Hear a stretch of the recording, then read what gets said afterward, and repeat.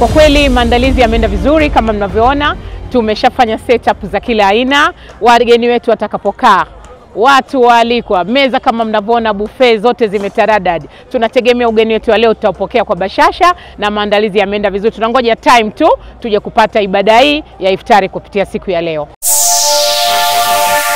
Salamu alaikum Arusha, salamu alaikum Tanzania, salamu alaikum Afrika ya Mashariki.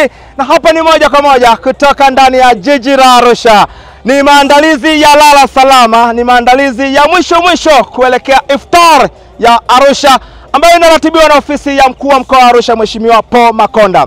Vimeza vidogo hivi, mito ya kutosha, lakini na udambu hapa na pale unalipamba eneo hili na kulifanya kuwa na naksh za aina yake. Fursa ni nzuri tulioipata kwa wanawake wote wajasiriamali wa mkoa wa Arusha, wafanyabiashara, mama lishe, bodaboda, bajaji na wakazi wote wa Arusha. Siku ya leo ni siku kubwa kwetu, ni siku tukufu. Wananchi wa mkoa wa Arusha wamefurahi kwa sababu sio kwa baraka hizi ambaye mkuu wa mkoa wetu amesema sio zake peke yake, ni za wana Arusha. Hakubagua dini, hakubagua kabila, hakubagua mkubwa wala mdogo. Kwa ibada hii amesema wote tujumuike hapa tuweze kuipata iftari, kwa bila kusahau kwa Wakristo tuna Kwaresma wamefunga, kwa Waislamu tuna Ramadhani wamefunga. Kwa hiyo kwa wote pamoja iftari ya leo kama kauli mbiu yetu inavyosema kwamba sisi ni ndugu.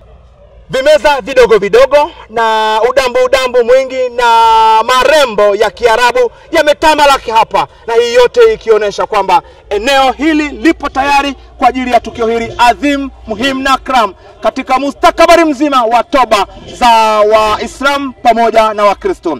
Hongereni sana kwa hapa mlipofikia. Asante sana. Tuna asilimia ngapi mpaka sasa, zikiwa zimebaki dakika chache tu watu waanze kucheck in hapa na kujiandaa na iftari hii ya aina yake? Yaani mpaka hapa tayari asilimia 98. Bado asilimia 2 tu tumalize. Yes, tayari, yani almost done. Na pengine setup ya hapa ikoje? Kama unavyoona, yani kama unavyoona ni setup ambayo inaendana na hiki ambacho tunakifanya, kwa sababu tuko kwenye mwezi mtukufu wa Ramadhani, lakini pia tuko kwenye Kwaresma.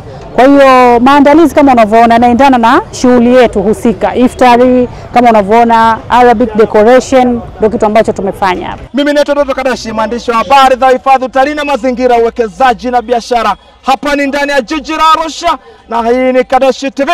Kadashi TV, always on time. Hii ni Kadashi TV, always on time.